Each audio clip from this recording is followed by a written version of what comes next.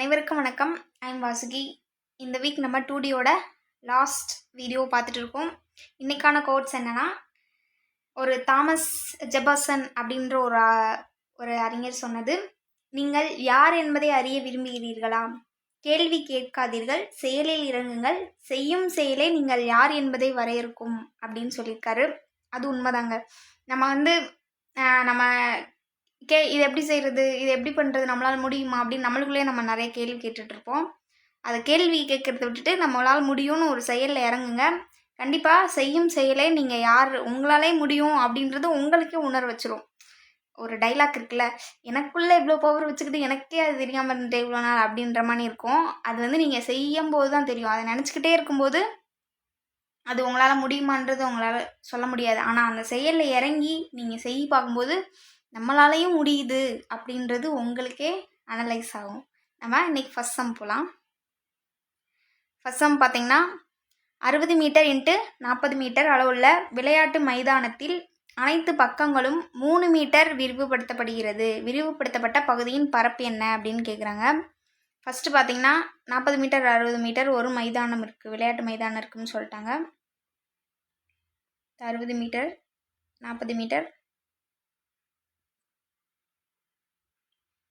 அனைத்து பக்கங்களும் 3 metre விரிவுபடுத்தப்படுகிறது. 3 metre விரிவுபடுத்தப்படுகிறது.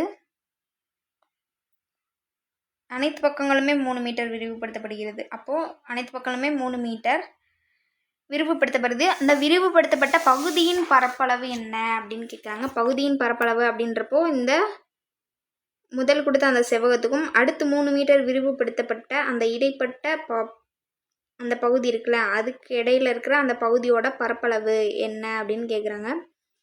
நம்ம போன வீடியோஸில் லாஸ்ட் சம் இந்த மாதிரி மெத்தடில் தான் பார்த்துருப்போம். இப்போது ஃபஸ்ட்டு உள்ளே இருக்கிறத நம்ம ஸ்மால் எல் ஸ்மால் பின்னு எடுத்துக்கிறோம். அளவு என்ன, 60 × 40. வெளியில் இருக்கிறத கேபிட்டல் எல் கேபிட்டல் பின்னு எடுத்துப்போம். இப்போ கேபிட்டல் எல்லை பொறுத்தளவுக்கு பார்த்தீங்கன்னா இங்கே ஆக்சுவலாக 3 மீட்டர் எல்லா இடத்துலையும் ஆட் ஆயிருக்கு. அப்போ இங்கே 3 மீட்டர் இருக்குது, இங்கே 60 மீட்டர் இருக்குது, இங்கே 3 மீட்டர் இருக்குது. அப்போ எல்லாத்தையும் கூட்டும்போது நம்மளுக்கு என்ன வேல்யூ கிடைக்கும், 66. இப்போ கேபிட்டல் பி வெளியில் இருக்க, அதாவது வெளியில் அந்த விரிவுபடுத்தப்பட்டதுக்கப்புறம் இருக்கிற அளவு பார்க்கும்போது இங்கே 3 இருக்கும், இங்கே 40 மீட்டர் இருக்கும், இங்கே மறுபடியும் 3 மீட்டர் இருக்கும். அப்போது அதை கூட்டினா நம்மளுக்கு என்ன கிடைக்கும், 46ன்னு கிடைக்கும் வேல்யூ. அப்போது இது ரெண்டும் பார்க்கும்போது வெளிவட்ட அந்த வெளிப்புற அந்த பரப்பளவில் இருந்து உட்புற பரப்பளவை கழிச்சிட்டோம்னா நம்மளுக்கு இடைப்பட்ட பரப்பளவு கிடச்சிருமா.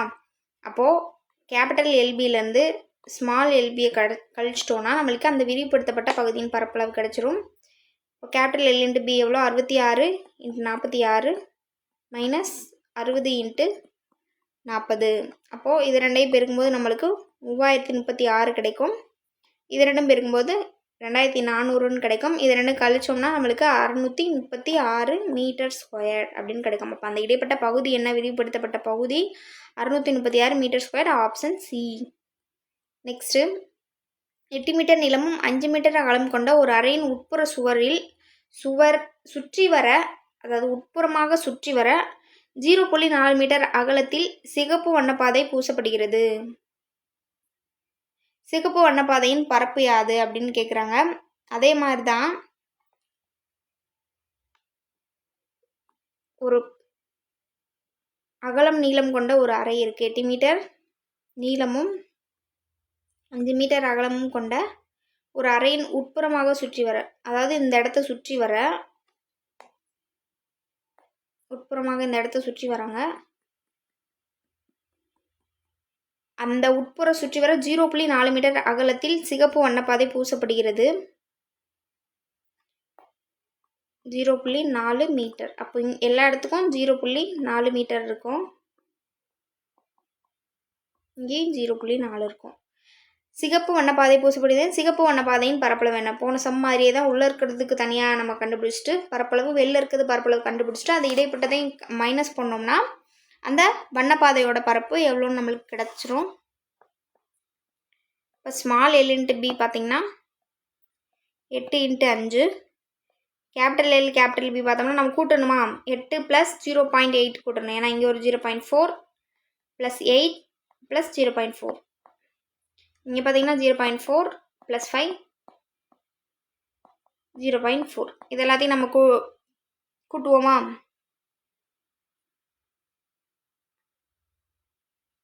சரி, நான் வந்து வெளிப்புறமாக சொல்லிட்டு இருக்கேன். ஆக்சுவலாக உட்புறமாகன்றப்போ நம்ம கழிப்போம். வெளிவட்ட பாதை தான் 8 × 5. நான் ஃபஸ்ட்லேருந்து சொல்கிறேன். இப்போ நம்ம பார்த்தது வெளிப்புறமாக பார்த்துட்டோம். ஆனால் அவங்க என்ன சொல்லியிருக்காங்கன்னா உட்புறம் சுற்றி வரன்ட்டு இருக்காங்க. அப்போது நம்ம வெளிப்புற பாதை தான் இந்த 8 × 5 இருக்கும்.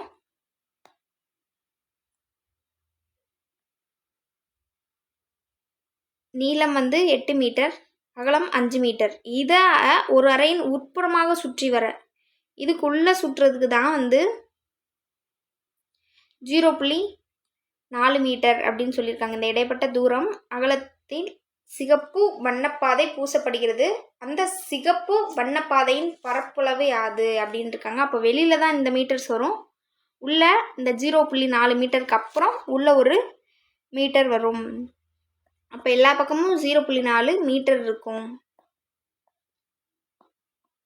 0.4 மீட்டர். அப்போது இதுலேருந்து இதை மைனஸ் பண்ணுவோம். கரெக்டாக? அப்போ 8 மீட்டர்லேருந்து கீழே ஒரு 0.4 மீட்டரையும் மைனஸ் பண்ணணும், மேலே ஒரு 0.4 மீட்டரையும் மைனஸ் பண்ணணும். அப்போ ரெண்டும் கூட்டினா 0.8. 8ல் 0.8 மைனஸ் பண்ணும்போது நம்மளுக்கு என்ன கிடைக்கும்? 7.2 கிடைக்கும். அதே மாதிரி நீளத்தில் பார்த்தீங்கன்னா 8 மீட்டரா, இங்கே ஒரு 0.4 இருக்கும். நீளம் தான் 7.2 கண்டுபிடிச்சிருக்கோம். அகலம் பார்த்தீங்கன்னா இங்கே ஒரு 0.4 மைனஸ் 5 மைனஸ் 0.4 கிடைக்கும்.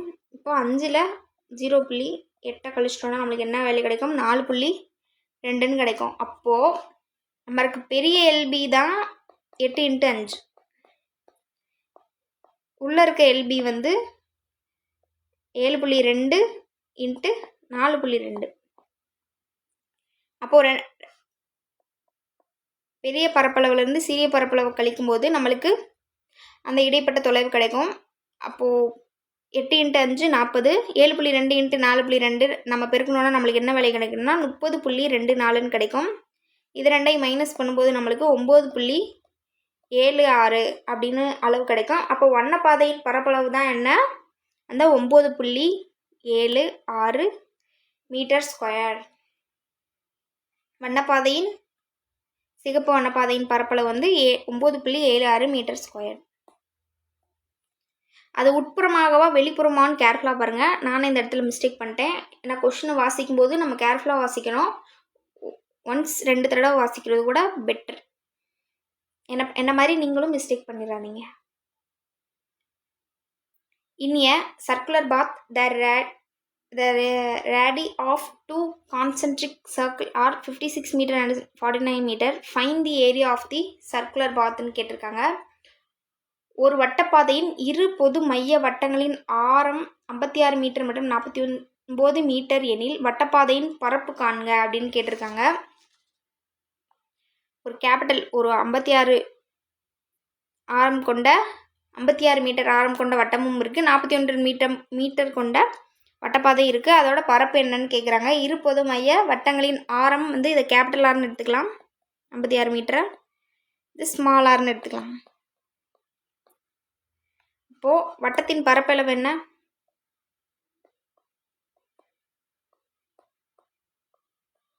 வட்டத்தின் பரப்பளவு என்ன? By r².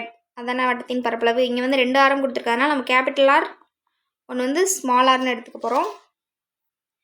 இதை பையை பொதுவாக வெளியே எடுத்தோன்னா கேபிட்டல் ஆர் மைனஸ் ஸ்மால் ஆர்னு இருக்குமா? இது பார்க்கும்போது உங்களுக்கு என்ன வேல்யூ என்ன மாதிரி ஞாபகம் வருது? a² minus b².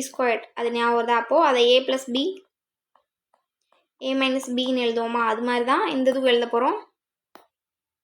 By capital R plus R capital R minus R. அப்படி இருக்கும்போது நம்ம அப்போ அதோட வேல்யூ அப்ளை பண்ணுவோமா? பைக்கு வந்து 22/7. கேபிட்டல் ஆர்லேருந்து ஸ்மால் ஆரை கூட்டினோன்னா நம்மளுக்கு என்ன வேல்யூ கிடைக்கும்? 105. கேபிட்டலாக இருந்து ஸ்மால் ஆரை கழிக்கும் போது நம்மளுக்கு என்ன வேல்யூ கிடைக்கும்? 7ன்னு கிடைக்கும். அப்போ இந்த 7 கேன்சல் ஆயிரும். பேலன்ஸ் என்ன இருக்குது? 22 × 105 இருக்குது. இது ரெண்டும் பெருக்கும்போது நம்மளுக்கு என்ன கிடைக்கும்? இது ரெண்டையும் பெருக்கும்போது 2310 மீட்டர் ஸ்கொயர்ட் அப்படின்னு வேல்யூ கிடைக்கும். ஆப்ஷனில் எங்கே இருக்குது? Option B. நெக்ஸ்ட்டு மேலே 4 மீட்டர் 4 சென்டிமீட்டர் ஆப்ஷன் இது பார்த்தீங்கன்னா 4 சென்டிமீட்டர் மீட்டரை ஆரமாக கொண்ட அரைவட்டத்தின் உள் அமைந்த மிகப்பெரிய முக்கோணத்தின் பரப்பு என்னன்னு கேட்குறாங்க. அடிப்பக்கம் வந்து நம்மளுக்கு ஆரத்தில் 2 மடங்காக இருக்கும். ஒரு அரைவட்டம் இருக்குது, அதோட உள்ள அமைந்த மிகப்பெரிய முக்கோணத்தின் பரப்பு எவ்வளோ பெரிய முக்கோணம் அமைக்க முடியுமோ இந்த அரைவட்டத்துக்குள்ளே. இது வந்து இப்போ இங்கே வந்து ஆரம் 4ன்னு சொல்லிட்டாங்கன்னா இது எல்லாமே ஆரம் 4ஆக தான் பிரிக்கும். இதில் இருக்கிறதுலே பெரிய பெரிய முக்கோணமாக அமைக்கிற அதோட பரப்பளவு என்னன்னு இருக்காங்க.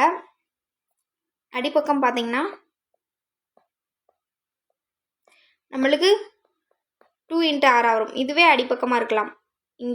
இங்கே பாயிண்ட் பண்ணி இது ஒரு செங்கோணமாக வரையலாம், இல்லை இங்கே பாயிண்ட் பண்ணி இது ஒரு செங்கோணமாக வரையலாம். அப்போ ஃபுல்லாக பார்க்கும்போது நம்மளுக்கு அடிப்பக்கம் 8 சென்டிமீட்டர்.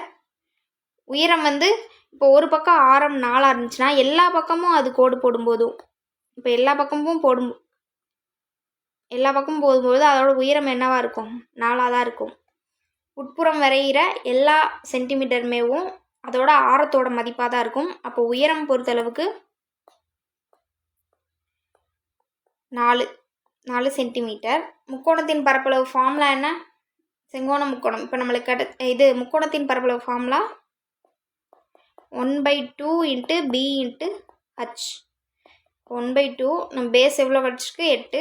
உயரம் வந்து 4. இது ரெண்டையும் அடிச்சுக்கணுமா? 8 2 அதுக்கு வேல்யூ என்ன கிடைக்கும்? 16 சென்டிமீட்டர். அதிகபட்சமாக அரைவட்டத்தின் உள்ளமைந்த மிகப்பெரிய முக்கோணத்தின் பரப்பளவு என்னன்னு இருக்குமா? 16 சதுர சென்டிமீட்டர். நெக்ஸ்ட்டு ஏ அலகு பக்க அளவுகள் ஒரு சதுரத்தில் வெட்டி எடுக்கப்படும் மிகப்பெரிய வட்டத்தின் பரப்பளவு காணுங்க அப்படின்னு இருக்காங்க. ஏ அளவு பக்க அளவு கொண்ட ஒரு சதுரம் இருக்குது. 4 பக்கமுமே ஒரே வேல்யூ இருக்கும். சதுரத்திலிருந்து வெட்டி எடுக்கப்படும் மிகப்பெரிய வட்டத்தின் சதுரத்திலிருந்து இப்படி வெட்டி எடுக்கப்படுகிற மிகப்பெரிய வட்டத்தின் பரப்பளவு காணுங்க அப்படின்னு கேட்டிருக்காங்க. நம்ம வந்து வட்டத்தின் விட்டம் வந்து டியா,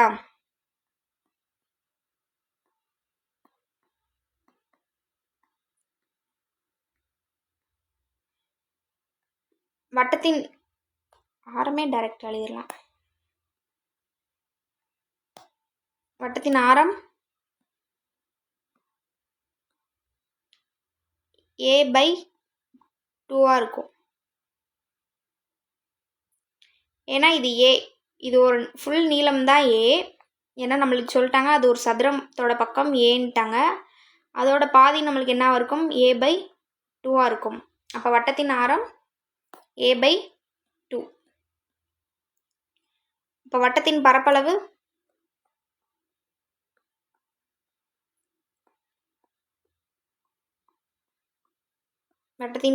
ஃபார்முலா என்ன? πr². இங்கே பை வந்து 22/7னா ஆரோட வேல்யூ என்ன? a/2. அது 2 தடவை எழுதுவோம். ஸ்கொயர் இருக்கிறதுனால இப்போ இது பண்ணோன்னா இது ஒரு தடவையும் இது 11 தடவை கேன்சல் ஆகும்.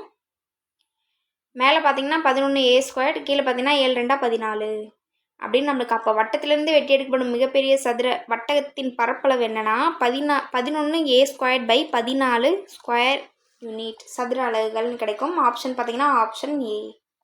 நெக்ஸ்ட்டு அவ்வளோதாங்க. 2Dயில் இந்த வீக் வந்து 6 வீடியோஸ் பார்த்தோம். எல்லா ஷேப்ஸ்லேருந்தும், எல்லா சம்ஸ்லேருந்தும், எல்லா ஃபார்முலாலேருந்தும் ஒவ்வொரு சம் பார்த்துருப்போம். நீங்கள் கன்டினியூஸாக எல்லா வீடியோஸும் பாருங்கள், யூஸ்ஃபுல்லாக இருக்கும். அண்ட் ஏதாவது எங்கிட்ட சொல்லணும்னா நீங்கள் கமெண்டில் சொல்லுங்கள். எல்லாரோட கமெண்ட்ஸும் நான் கண்டிப்பாக வாசிப்பேன். அண்ட் லைக் போடுறதெல்லாம் நானாக தான் இருப்பேன், ரெஸ்பான்ஸும் பண்ணுவேன். And thanks to all.